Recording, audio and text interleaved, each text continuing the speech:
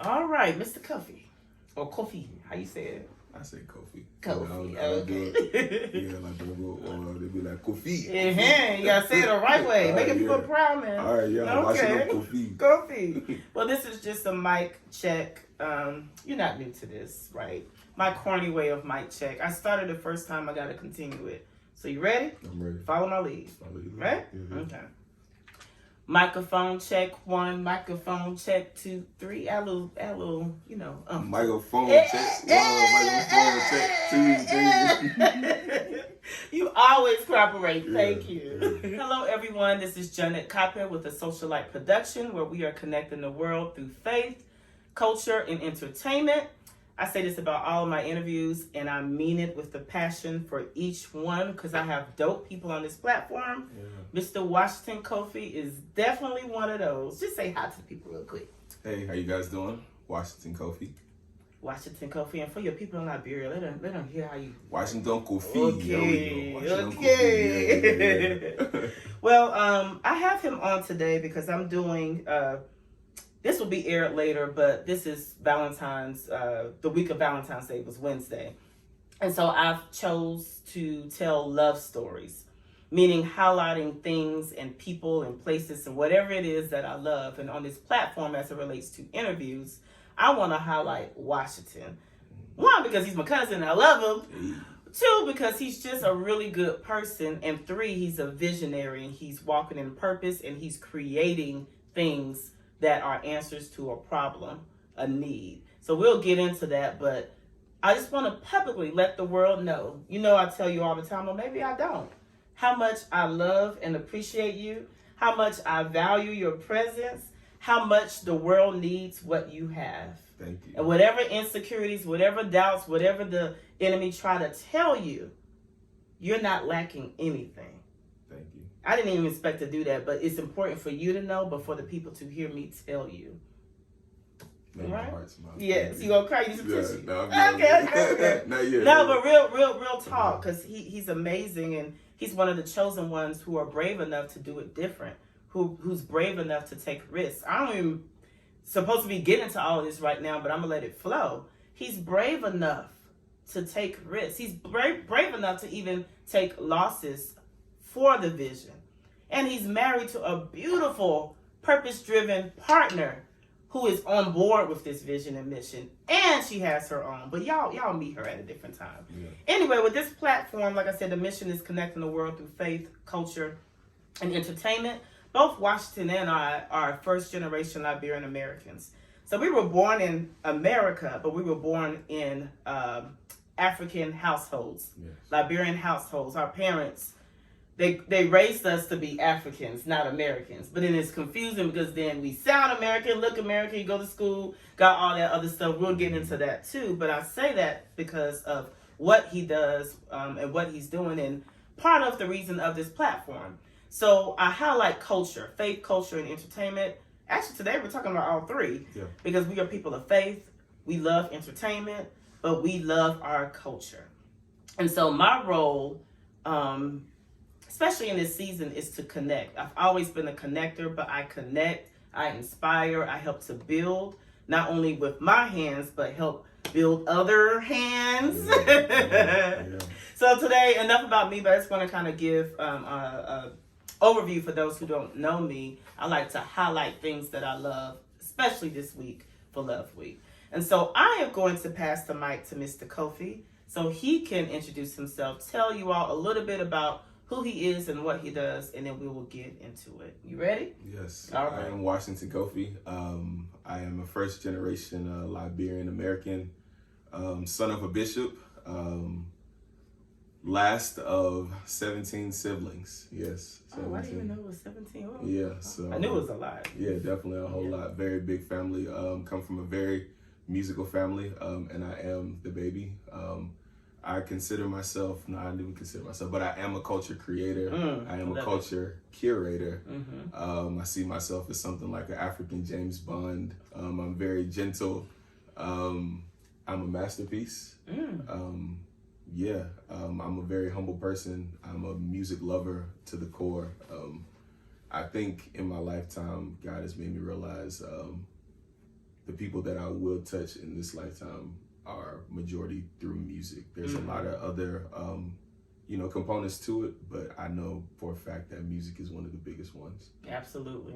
Absolutely. Well, I love it. And the way you were flowing with who you are, you've leveled up, because the last time we talked, you didn't say all those things. Yeah. And it's interesting how the vision evolves, even with how we look at ourselves, how we see ourselves, and how we describe ourselves, and the confidence. I'll say that I have my 2 cousins, not just you, but Tanya as well, who specifically would ask me, the question like, who are you? Who are you? Who are you? And I ain't gonna lie, it used to make me mad. Yeah. Same here with me. Like I know who I am. What you asked me. Yeah, until you're forced to articulate that. That really takes some deep thinking to actually articulate, who you feel like you are. Yeah. So to the core, the depths of Washington Kofi, do you feel like you know who you are, or are you still discovering it? I'm still discovering. Absolutely. Yeah, it's definitely still discovering. All right, so before we get into the meat, I always say the meat of the conversation, I want to do a little icebreaker. Let's do it. Little icebreaker, right? So I said, I'm going to put my little cue cards. You guys see that socialite. I'll put this down right here. So, love stories. This is Love Week, right? Help me help. Oh, this is kind of heavy, Washington. Help me help. Love. Washington, you want to introduce love? No. Love. Why your voice down your high? Washington, what is love? What is love? Yeah. I feel like it's a willingness to change. Like it's effort towards whatever thing you say you care about. I think that's what love is. For me, I see love as a posture. And for me, it goes deeper, because it's not only what love is, but it's who love is. So I say a socialite production is connecting the world through faith, culture, and entertainment. The faith foundation that we stand on is love, right? So as it relates to love, I'm telling love stories. He and I are able to do what we do through love. One thing about Washington, and of course this is about him, I may insert myself a little, but it's pointing back to you. You love. Even when he's speaking to myself or my sister, he's loving, because there's sometimes we go in. Yeah. And I can see how we both crew. That the crew spirit is still alive and well. Yeah. And he kind of shifts and he gets, and I'm like, oh crap. But I just have to say what I have to say. I have to look at his eyes. But he knows it's coming from a place of love. Yeah. And he loves enough to receive it. That's right?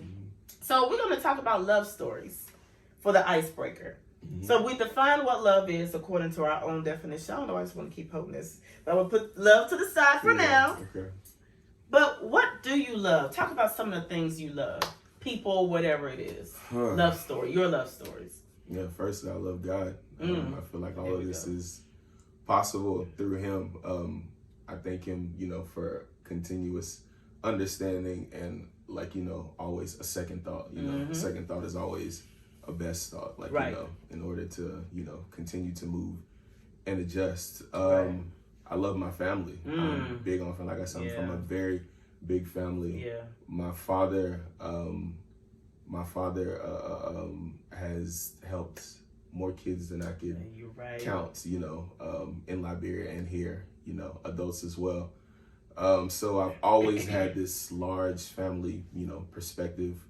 Always have loved to just be around a whole lot of people and, just like forms of endearment with them. So I also love music. Here we go. Yeah, I think there's a different song or genre of music for any mood I'm in, for any day of the week. It's always a blessing. Whether I'm sad, happy, angry, whatever, there's always some form of music that I can listen to.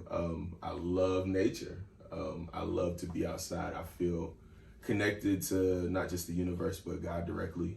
Whenever I am outside, it always just feels really in tune. Right. I love my new wife. Yeah. So, tell the people what's her name. What's her name? Her name is Monica Kofi. Yes. And she is special. Yes. My Pele Queen. Yeah, Pele Queen. yeah. But there's so many things. I think like love is extremely important because that's just how I live my life day to day. Like I feel like at this point in time, I don't have friends. And I feel like if you really, really have love or you have a real relationship with somebody, those relationships will be tested. But I feel like at this point in time, there's nothing in my mind or any situation in my mind where, you know, me and these people aren't like, you know, cool anymore or just right. have those. Yeah, there is times where, you know, you have to put things to rest for a little bit. But like when I do get to a certain space in life, I mean, who am I supposed to come back and tell about the things that I've done or go to show, you know, like where I've gone or where I've achieved. Right. So like, you know, it's just nothing new. So love is just like, you know, how I move about each and every single day. Yeah, I love it. Yeah. I love it. So when we speak about love stories, of course, I already talked about my love for Washington for so many reasons. My love for myself. And a lot of people think that's vain, but I'm trying to become more comfortable in saying that. Like when people give me compliments, I'm always deflecting, putting it back on others, right? And I need to stop that. I need to recognize I love me. I am thankful for me. I'm thankful for my story, where I've come from. I love my culture. Yeah. I love my culture. The good, the bad, the ugly. Yeah. I love my Black American culture as well, right? But given the core of who we are, how we were raised, how we live, literally to now, I love it. And so I'm saying that to tee up the conversation as it relates to Liberia and Africa and music. I love music. Yeah. So shout out to my dad, John Kofi, who was the number one DJ literally in the African community here in Charlotte. We had no choice but to love music. Yeah. Shout out to Uncle John. Yeah. We grew up music blasting, middle of the week, early in the morning, late at night. But that love for African music, that is a big part of the conversation we're going to talk about today, because Washington is bringing that feel back. Because as time progresses, it's like it's getting lost.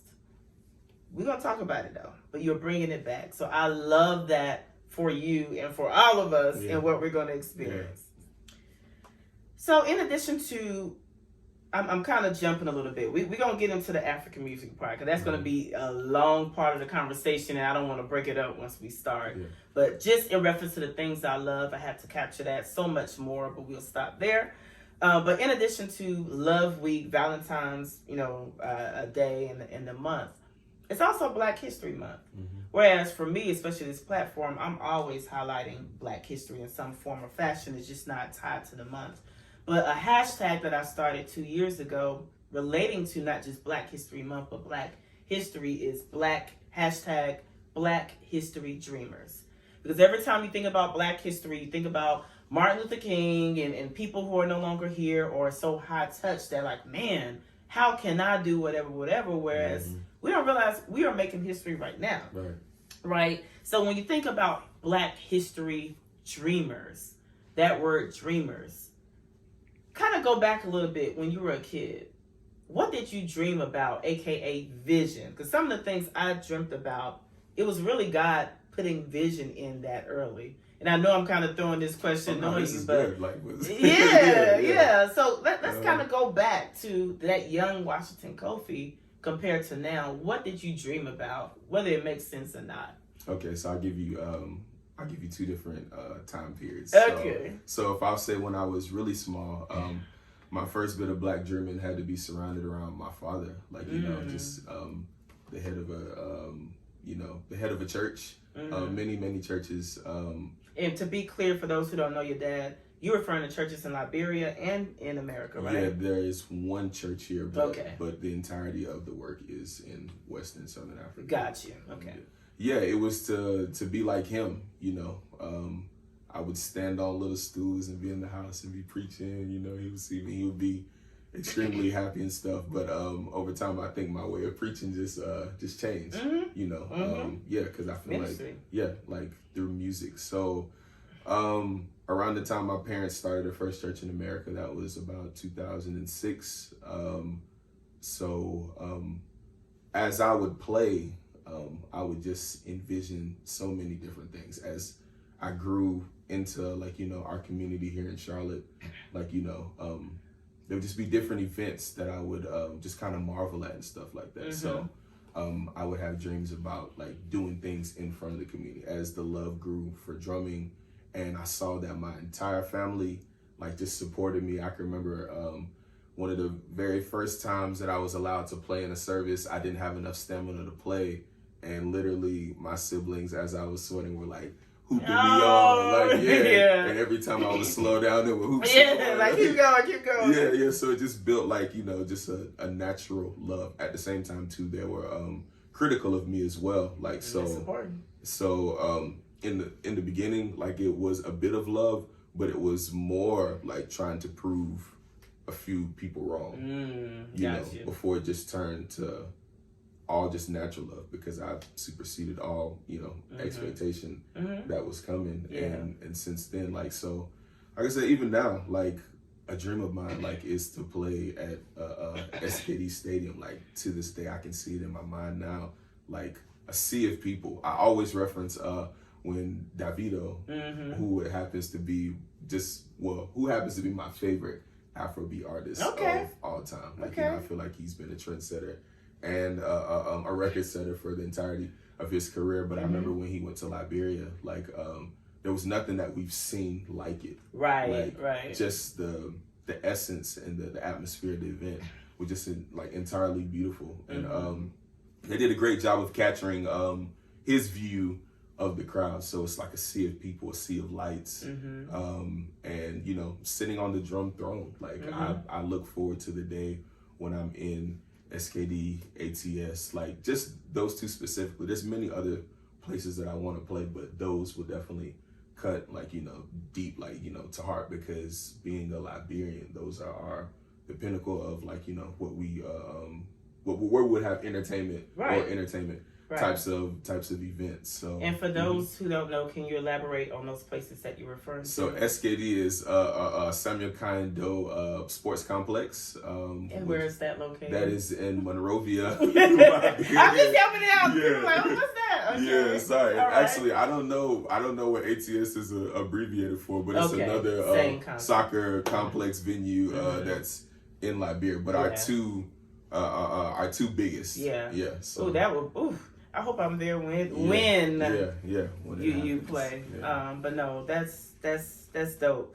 It's so much that we dream about that we think is so far-fetched, so out of the scope of the ability to accomplish. And God said, keep dreaming. Right. He also says, write the vision / dream down.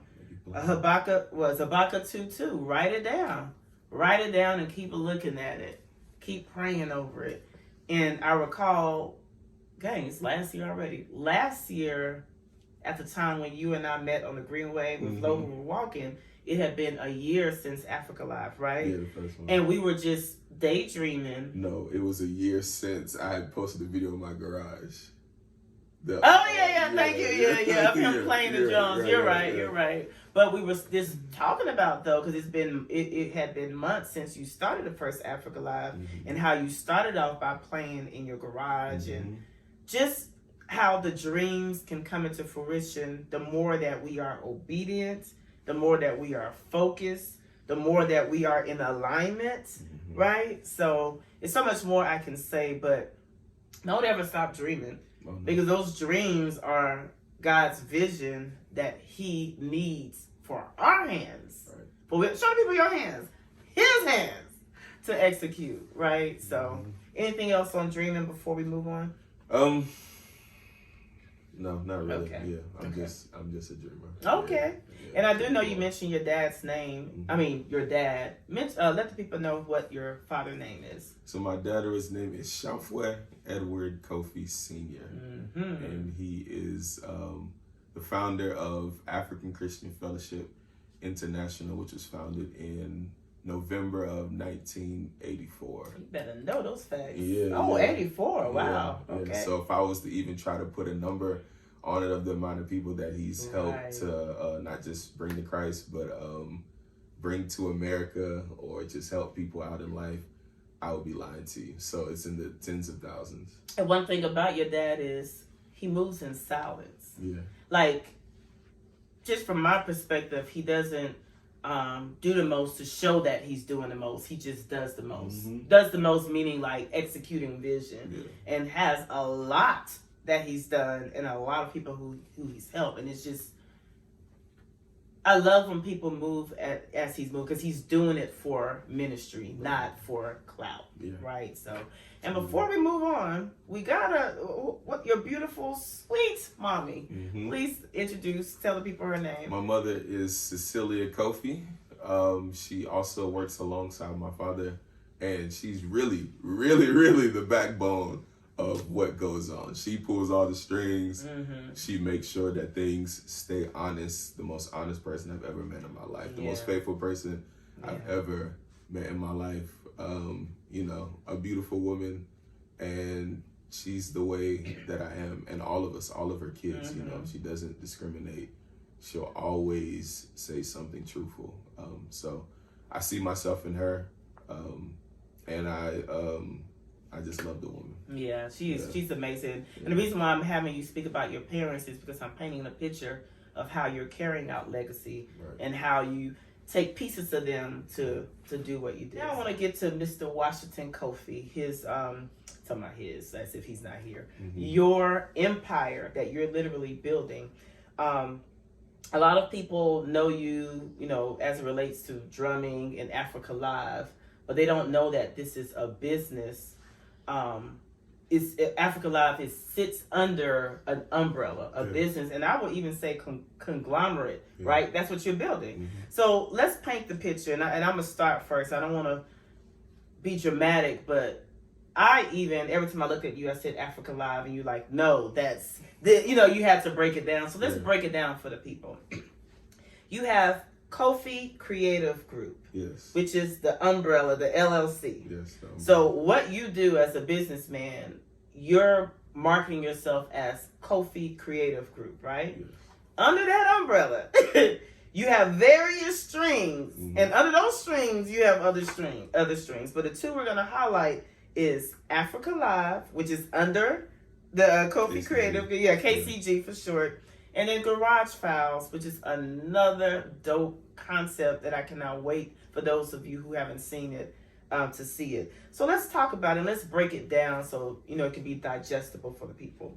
Okay. What inspired you to do Kofi Creative Group, aka KCG, and then break down to the other pieces? Okay, so it was a mixture of things that actually started KCG. So it was just the amount of different types of work that I'm into, but also just the dreamer aspect as well. Like I said, I've always been a creative person. I actually went to school for film and media, so that just deepened more the knowledge. So KCG is anything from production. When I mean like production, I mean like live production. Like if you have a concert, we could provide your backline, which is the instrument rental, provide your sound, which is all the speakers and stuff that you see, the audio, which would be like your in-ear systems that you would use for your ears and stuff like that. Just full production, right? Yeah, full production, like an actual engineering, like as well, like the engineering of a actual concert. So a sound guy would come in and actually EQ all your levels for whatever event that you're having and stuff like that. So what I do sometimes is actually subcontract guys. For a long period of time, I've been a part of Charlotte's music scene. So I have a pretty lengthy library or just connections of musicians and production people as well. So you want to name a couple of the big, like the ones you're most proud of, productions that you've been a part of? In the most recent time, it's been Kiss Daniel and P Squared. Whenever they came to the city, I was able to do some backline work for P Squared again, which is providing all the instruments that they use that day. And for Kiss Daniel, which I see as my, biggest work to do yet. Yeah. That was actually the entire production. So every microphone that was used, every speaker that you saw, every instrument that was played, every light that you saw moving in the room. Me and another guy, Gene Telford, which I call Tijan. I didn't even know his full name. Okay. Yeah, we were the ones right. We were the ones who did that entire production. And so that was about 22 hours of work total from starting, from conception all the way to completion. And completion at the end of the night was actually returning some of the borrowed equipment. So it was a blessing, but a true experience. To actually, it was a beautiful experience because I learned so much and I saw what it took, and it is not easy by any measure. Yeah, I can only imagine. Yeah. So also under KCG, eventually we will get to a point where we will have educational children's programming as well as just educational programming as well, like all music based. So to give you a sense of geographical locations and the music that comes from those different regions, through the different time periods and actual applications of different styles of music, whether it be African or anything else, being that we are African, out of Liberia, majority or a lot of the content will pertain to Africa, but that doesn't mean we won't touch other areas because I think music is, beautiful from all over the place. There's many different genres. If you were to go through my phone and you saw, Monica actually thinks I'm pretty weird because one moment I could be listening to opera, another moment I could be listening to a Hispanic, a Latino love song or something like that. Next time I'm listening to Dick Ale or Zouk or Seven. I mean, and just to interject real quick, when you diversify yourself like that, you can bridge to create new. And I just want to use an example for those who don't know Reuben Vincent. Oh, yeah. He's a son of Liberia. So dope. That's another one y'all gonna see him soon. Yes. And what I love about him is he wants to bring his culture there. And so what you're saying is you're listening to different music. He's doing hip hop, right? But then he took was it Dekale? The song he remixed for Fufu. The song, I don't know the genre. I would have to say that I think that's either from Ghana or I want to say Ghana, so maybe some sort of high life. High life, high life. That's the word I couldn't get at. Yeah, but that sample was definitely from like the 60s or 70s. Right, but it was true African music, not Afrobeat. Yeah. And he bridged that thing into hip hop. Like, who would take that and bridge it into a song? And so people who don't know the culture thinking, oh, that's just a hip hop song. No, it's not. Right. It's more than that. And I'm using that as an example in reference to what you're doing. Even for Monica to say you're being weird, but that's where creativity comes from. Right? I said Ghana in reference to High Life. High Life is actually, which is palm wine music, is actually indigenous to Liberia. Okay. It actually came from Kru people. But the Kru people weren't just in Liberia. Yeah, exactly. Okay, but our but it was Liberia. It was Liberia that they went to learn. Okay, you let me bring that back. Let me bring that one back because we don't get enough credit nowadays. Right. African music is just rich, and sometimes because it's loved by so many different countries, you forget where certain genres originated. Yeah, but there is Ivorian Kru. That's what I was gonna say. I thought the Ivory Coast too. Yeah. A lot of times people hear our last name Kofi, and they're like, "Oh, you got to be Ghanaian." Right. All right, cool. All these people migrated to the region, so they settled in different places. So we're all the same people. This is history, right? Let's go a little bit deeper as it relates to the Liberian and Kru people with the music and High Life. You have a little more storytelling as it relates to the history of the Kru people. Not so Liberia? Much, not so deep. Let me know. But definitely as it goes, that Kru people would the settlers would be up and down the coast of West Africa and teaching the palm wine music, and that's how it became a thing for Ghanaians, and Ghanaians ended up passing it along to Nigerians and stuff like this. But again, like I said, we are a lot of the same people, but this specifically did come from Liberia. Let's be specific. Yeah. Okay. Let's when I asked you what are some of the productions that you're most proud of that you've done, and you mentioned Kiss Daniel, which I'm so mad because I wasn't there, but it felt like I was there from all. Yeah. Everybody was posting and raving about it. My dad was even there. But anyway, we'll leave it alone. Hopefully it'll come back around sometime. Yeah. But we mentioned Kiss Daniel, mentioned P Square. Mm-hmm. But one of my absolute favorites, probably even more than that, is Africa Live. Yes. Your baby. Let's talk about that. Africa Live is under the umbrella of KCG Group. What made you bring about Africa Live? Trial and error. There was some time back where I knew that I just loved to do live music. I was playing with a band called Vibes Band. Mm-hmm. We did a lot of R&B. Yeah, pretty much R&B, hip hop type stuff like that. And it was just always, again, a goal of mine to, just do music. And one of the first times I did, I partnered with Pamela Mana here in the community. This was about 2016 or 2017. But I didn't get it yet. So my song selection wasn't the best choices. So wasn't as easily relatable for the environment that we're in, So years later down the line, it was just right around the time I was just thinking again, I was just like, okay, well, I have this ability. I want to do this thing. So again, through you and Tanya, you guys started just telling me to take a step. Oh, gotcha. And at the same time of taking a step, there was also a brother that was in need of some entertainment, my bro, Hyford, Black Migo. Oh, yeah, shout out to Black Migo. Yeah, definitely shout out to Black Migo because he gave me an opportunity. He definitely did. So we had the first three Africa Lives at Queen Sheba. And if I haven't explained what Africa Live is a platform where we partner with African artists, local and surrounding areas, or we are expanding to try to be a national thing. So what we do national or international? International. Okay. They say small steps. Yeah. But we talking vision. Yeah. Okay, good. I'm sorry. Yeah. So what we do is we partner with artists, African artists, to put on live showcases. Like it's the live sound.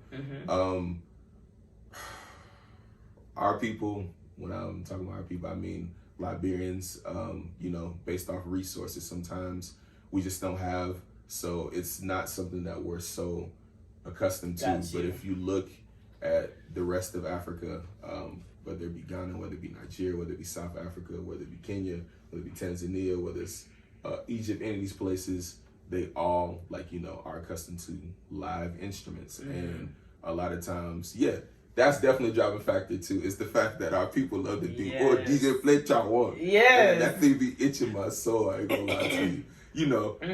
For a while it was cool, but I think it's just so much deeper than that. When you have live music, it puts what you have it just enhances it so much. It almost feels like it's on steroids. Right.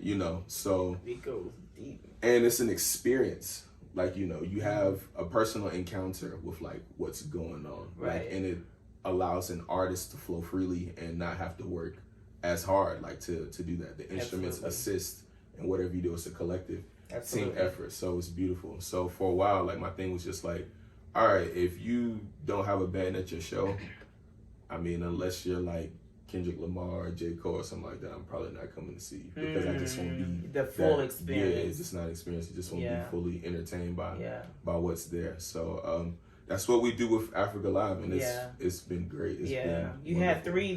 Was that last year or year before? Last year. Last year, and each one it just got richer and richer, and I can't wait till as it relates to this year. When is the date for the first one, or is it still pending? Oh no, it's certified. It is going to be Saturday, May the 4th. All right. Saturday, May the 4th. At Project 1610, we're having the anniversary edition. Lots of bells and whistles and surprises for this one, but it's about appreciating and preserving authentic African culture. There we go. And, the culture that surrounds it. There you go. So more to come on that. And notice I said authentic. Authentic. Yeah. Right. But I've been front row and center, and it's definitely a vibe. It definitely just puts you in a whole mood. Like I said, those of us who grew up in the era of African music before there were Afro beats and all this other stuff, it just hits different. Yeah. What I like about it is bridging the gap. While it's Africa Live, you also have some of your American friends. I know there was 2 girls who were such a vibe. I interviewed them. They came from Durham to support. And it's given opportunity for people to experience authenticity, right? But then your favorite artists, whether local or international, which that's, soon to come, but especially the local artists, to hear them perform with the band, it just takes their music up a whole nother level. Right. Not only the music, but their brand and the brand of Africa Live. Just a reminder for you all, you have KCG, Kofi Creative Group. Under that, you have Africa Live. And then we're going to get to Garage Files, which is something that you started last year as well. Or was that this year? That was last year. Last year, yeah. Kind of the end, yeah.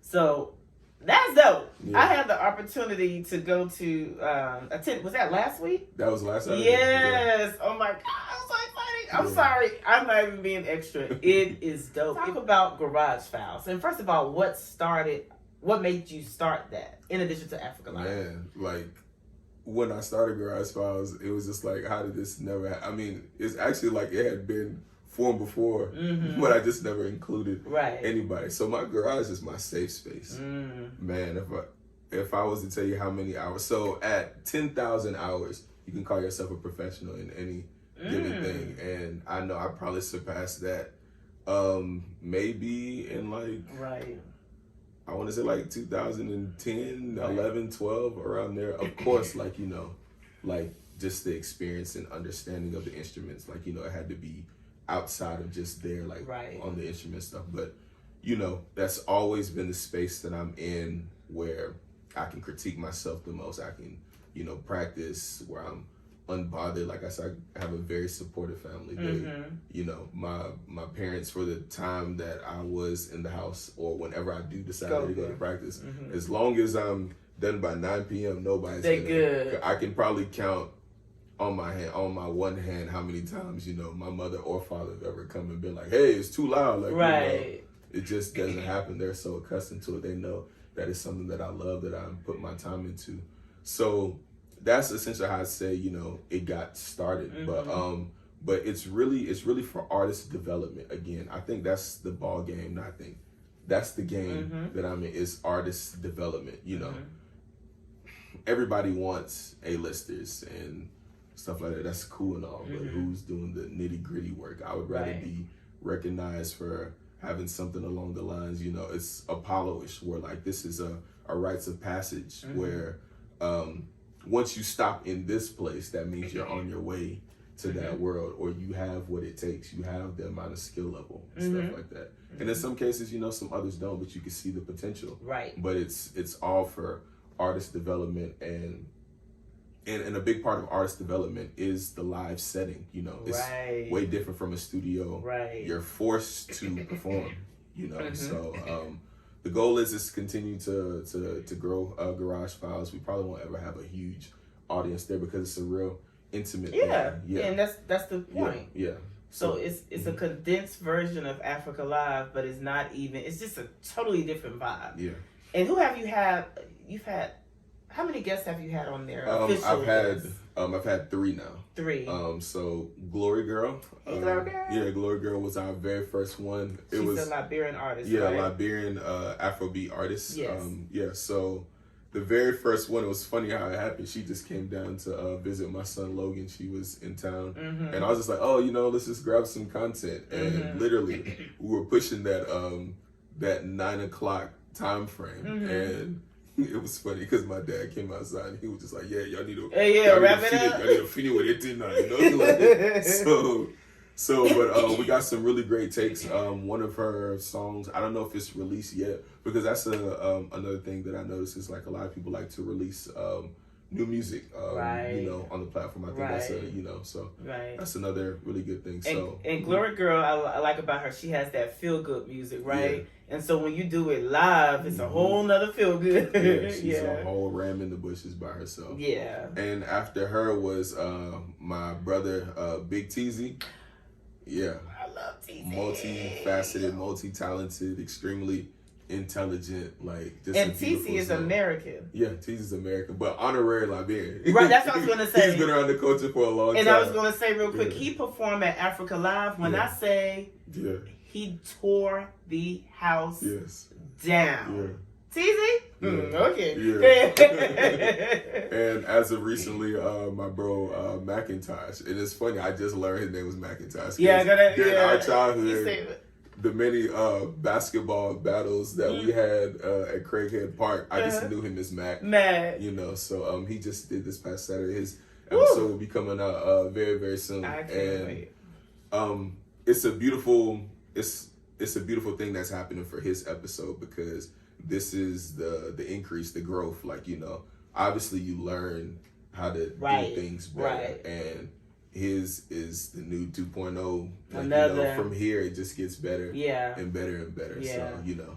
Yeah, I was in the room for that one, and I had to leave early. I was so upset because what made me so proud about that is, one, for you, what you've created, what you've birthed, you're giving not just artists, but new up-and-coming artists opportunity. And I know the finished product is going to be dope, but to be in that room and see Isaac perform, when I say his music, his voice alone, without the live, but with that live, I hope you're ready. I hope you're ready. He's African, he's Liberian, but he's giving a different flavor for the music. I am just so excited because I get to see firsthand the evolution of your vision and the progression of it. I get to see behind the scenes and on the scene, and it's just beautiful to see. It's fulfilling. I am so proud of you. Thank you. Let's end this conversation with breaking down African music, Afrobeats, if I'm saying it right, Amapiano, like all the different genres of African music. Because growing up, all we knew was African music. No matter if it was high life, this or that, it was African music. Now it's like the term African music is being pushed to the side, and everybody's referring to African music as Afrobeats. And that's not the case. One thing I always say, I've always loved Flavor, but why I really love Flavor is he has always remained true to his tradition, African culture, like with levels, with was it Big Ball? Like, he progresses with time, but he wants people to know he's African. He gonna speak his native dialect, all of that. But let's just break it down, because that's another reason why I love Africa Live, because it's bringing back that Africa feel. But break down the difference and just how you feel and how you see what's going on with African music. Okay, so African music is the umbrella, but there's so many different like subgenres of African music.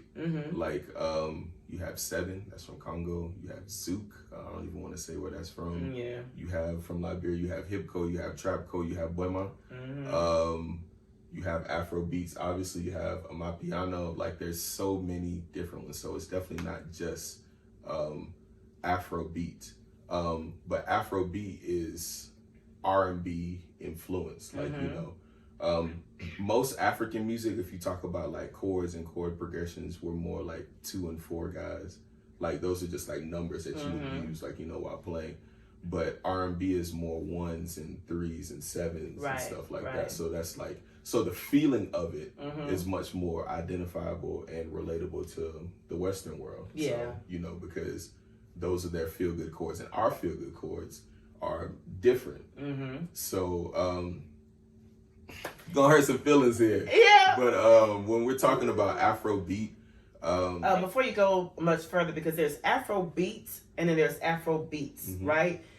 Just from your level of knowledge, kind of give a little history even with that to the people. Okay, so from my understanding, Afro beats originated with Fela. That was in the 1960s, I believe, which was a lot more politically driven. Yeah, and it was a signature to have a lot of horns and that style of music. Now Afro beats and Nigeria too, right? Give them that credit. Coined in Nigeria. And Afro beats also coined in Nigeria is much more R&B influence that came around. It started with like maybe D'banj, P Squared before before it trickled on down to like Davido, Wizkid, now your Burna Boys, which was much more R&B influence. Right. Okay. And again, this is just storytelling.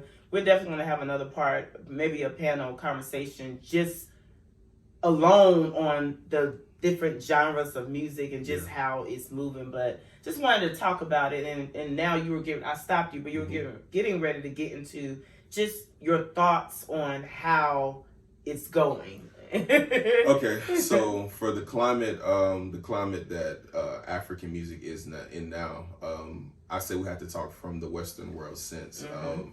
It's a bit hurtful, because African music has always been hot.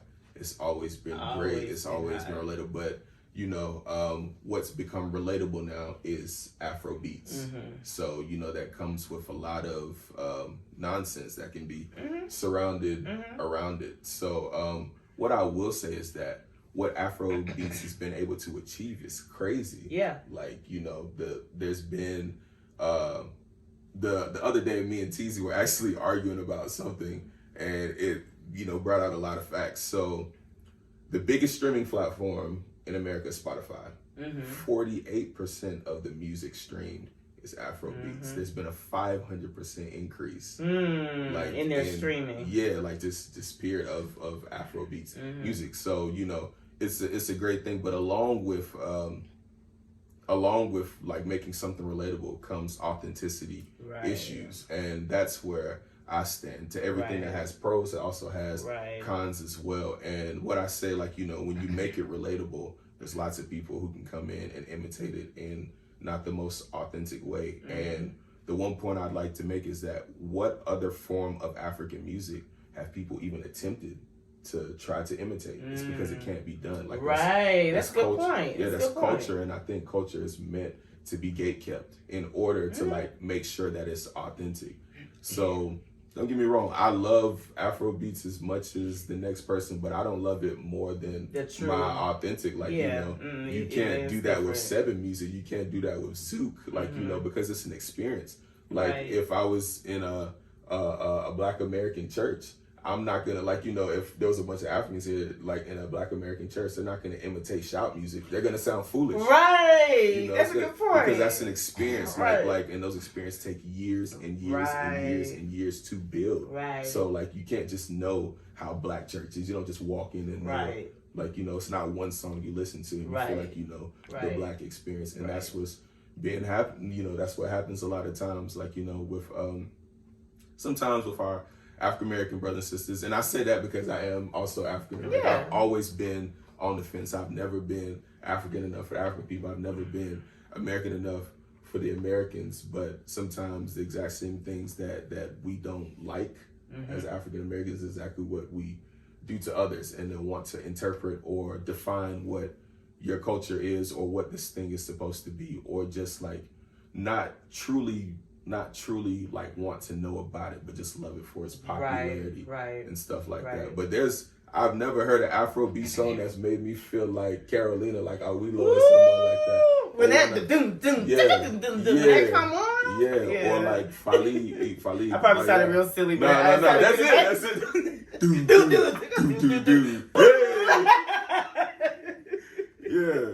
So or Fali from Congo, Fali Kubaya. You can't replicate his music. You cannot. I'll tell you this. I'm a drummer. I need to see him live. I'm an African drummer by identity, and that's one of the few styles of music that I've yet to master. To master, because it's so deeply cultured. Like from the way they strike the drum to the actual drum sound, they're all imitating something. Like, you know, you're not just gonna get up and do it. And there's been plenty of times where I actually go to a Congolese church, and there's been plenty of times where I've wanted to play, and I'll start and they be like, nah, that ain't it. Like, you know, like, we love the West African style, but trust me. And then when it comes to West African, like, again, they know, like, it'll be like, nah, that ain't it. You stay in your lane, right? While still trying to learn. And it's even with the dancing, with the Congolese people, woo, very, very specific. And it's just little small moves that separate. So my point is, let's all appreciate and share each other's culture, but at the same time, don't try to own it. Don't try to define it as something that it's not. And I've gotten to actually heated arguments about this because it's not about excluding, it's about preserving. And that's what my concern is with the music, with the dancing, even with the food. Our food is like people are taking it and then making it their own. Take it, share the culture, but make sure that people who don't know the culture aren't experiencing the culture from you, who aren't fully a representation of the culture. Does that make sense? Yeah. Even us, we are of the culture. But there's things and knowledge that our parents have that we just don't. Yeah, we just don't. We just don't. And we respect that. And I know for me, every year I'm learning something new. Storytelling as it relates to my family and stuff. So I just think, you know, to hear your perspective, I don't know if you have anything else to touch on it as it relates to just preserving the culture. You know, you said you are, I wrote this down, African James Bond.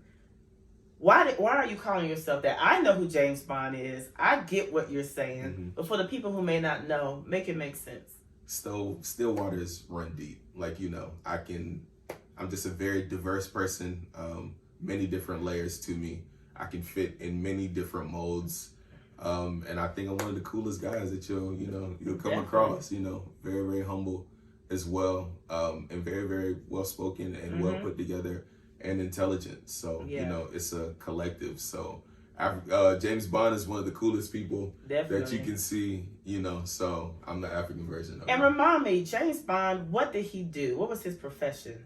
James Bond saves the world. Okay, that's what I wanted to say. James Bond saves the world. And so that's the part I want to connect. Because not that you're anybody's savior, but God gave you a responsibility. You are one of many to save the culture, save the authenticity of it, and to share it with the world. Right. And make it look good and cool. Like Well, as we're wrapping this up, you know, I hate to call names because you always forget one, but I have to, I guess, request for you with Africa Live, with Garage Files, in front of the world. And so these individuals can hear it. Definitely want to hear all the African artists. Like, you had a really dope Nigerian artist. I forgot his name. Royal is my bro. Great guy. He was dope. Of course, you've had Glory Girl. You've had Big TZ. You Black know, Diamond. Miriam Songbird. Well, Songbird. Yes. She's the one that was singing with Isaac in the garage. Yes. She's Congolese. Yeah.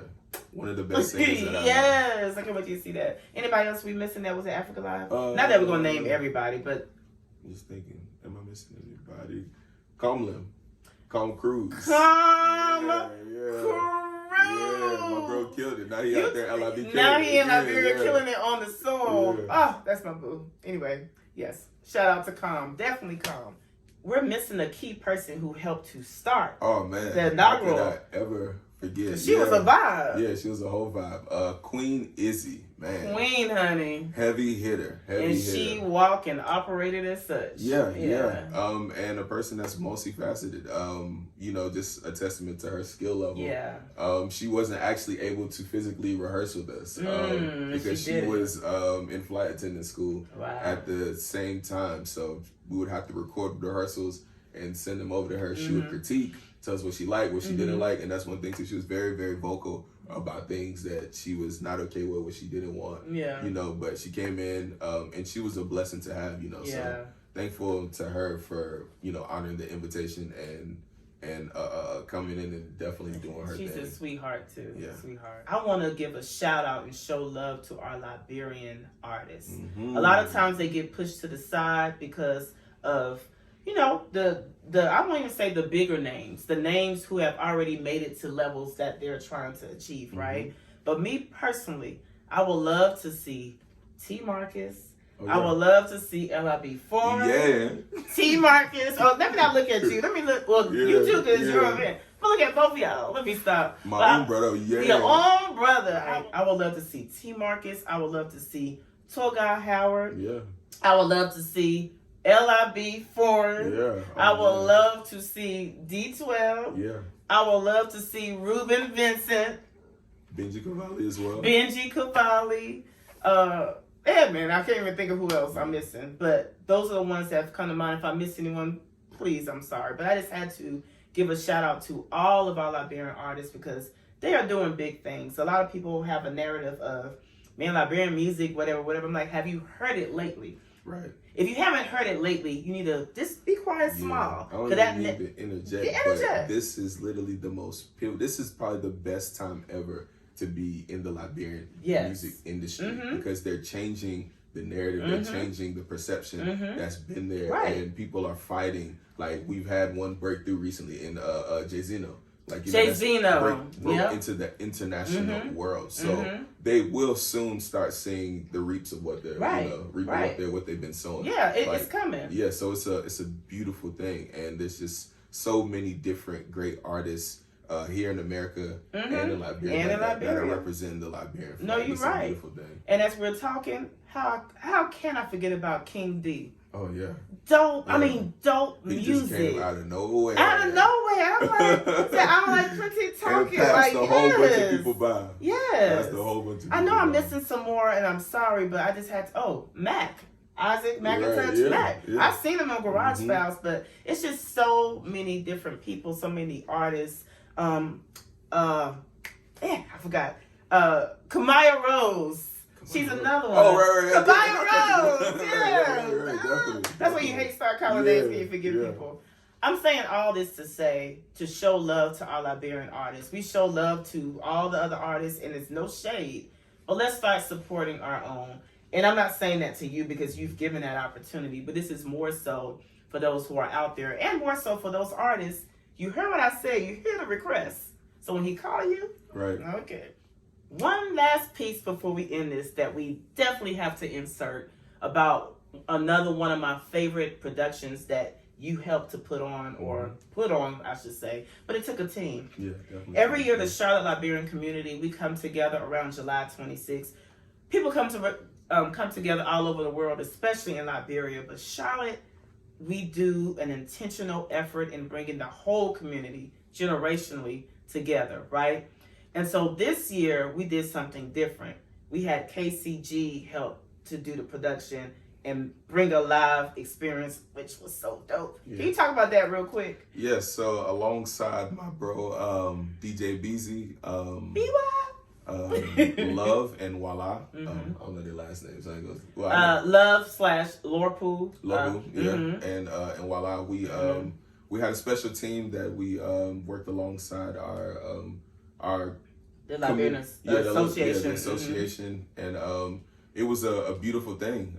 Beautiful. Yeah. So again, lots and lots of work. We actually were able to coin something which we call Biggest Grand March. You know. Yeah, we went viral. Yeah. So at 720. Who led that Grand March? Oh, that was. Was it me? Yeah, I think it was you. You know, yeah, it was. I think you kicked some little kids off the front. I did, but they came right back in. Yeah, but at 7:26 in the park, which is July 26th, we started the Grand March. We had an all Liberian band, all Liberian artists playing, all Liberian DJs playing a bunch of Liberian music, and our headliner of the night was my bro Togai Howard. You know, he was out there like doing all that. Yeah, like, you know, and it was truly beautiful. Again, he's a beautiful soul as well. And real quick, we have Vino Oso. Oh yeah, Vino Oso. My twin is his. Yeah, he the one that had us running all over the park. I honestly feel like that song should be like the international theme of July 26th. I used it. That's such a dope song. It's dope. And then we're missing. I hate when we start calling out names. We also had.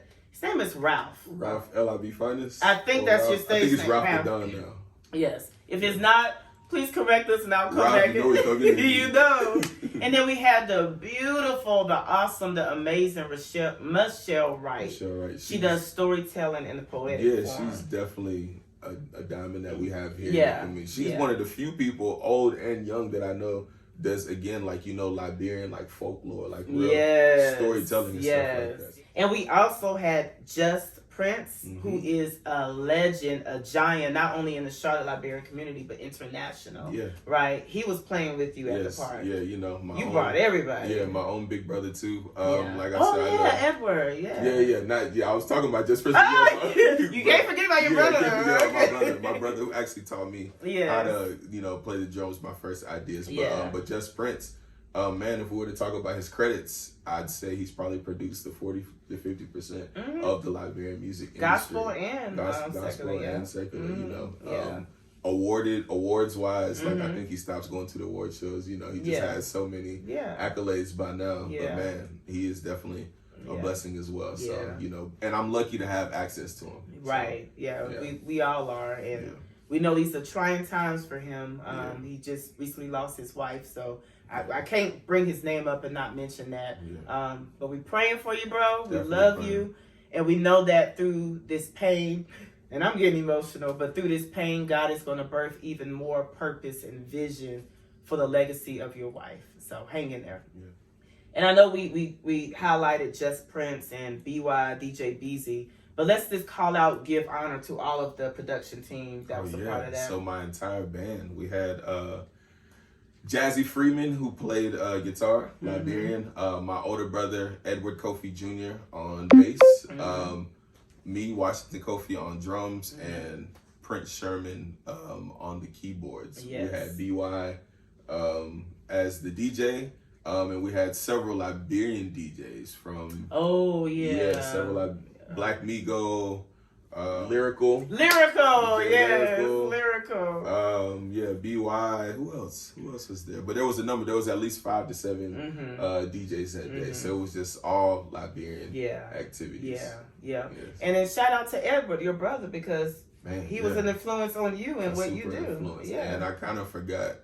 I didn't forget, but sometimes you're reluctant about certain things. I thought I could play drums, but until that day, I was just in such awe at like just how amazing he is. Equally so I could play drums, he could equally so play the bass guitar, and in some cases even better. I believe it. I've seen it and heard it. So all right. Anything else to leave with as it relates to July 26th?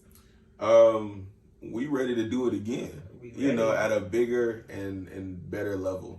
So we're praying that the community will continue to work alongside us to give us a bigger and better celebration each and every year, because I feel like my generation is ready and willing to identify with the community now, and they're ready to do what we did on a bigger scale. Yes, indeed. So. My 26 on who? My 26 on you. My 26 on you. Washington, thank you so much. It's my pleasure. This has been a great pleasure. We have these conversations all the time. Now we can have it in front of the world, just one-on-one. He did. He helped me to start off the year last year. He and Sungai Yates. Shout out to my bro, Sungai. Yeah. And a conversation started there. We had to cut. I said, I'm going to have to get a one-on-one. That conversation was a vision lifestyle.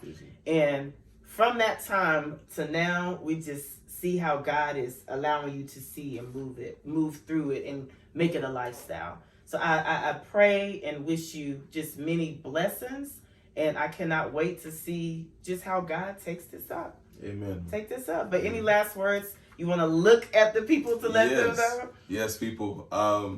Again, I am Washington Kofi, an African music curator and creator. Our next event coming up is the Africa Live anniversary, which is Saturday, May 4th. It's going to be at Project 1610.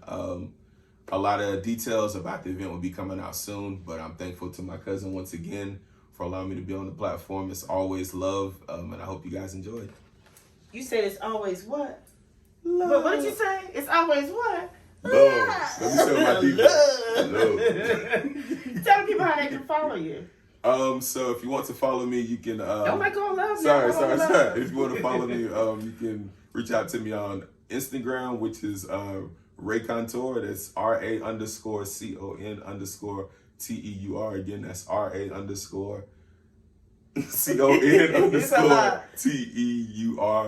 And then Africa Live. Yes, and then the Africa Live page, which is _Africa Live _ a whole lot of underscores. Right. _Africa Live _ Yes, definitely follow. And for those who are not following a Socialite production, it's a Socialite, LIGHT production, Facebook, Instagram, and YouTube. And YouTube is where you will see this full interview. Do you have YouTube yet? Yes, we do have YouTube, which is the official Africa Live page. So if you type in official Africa Live on YouTube, we have 2 episodes that are currently up. So please go and subscribe and support the page. So again, thank you, Washington. I don't know why we still holding the love, y'all.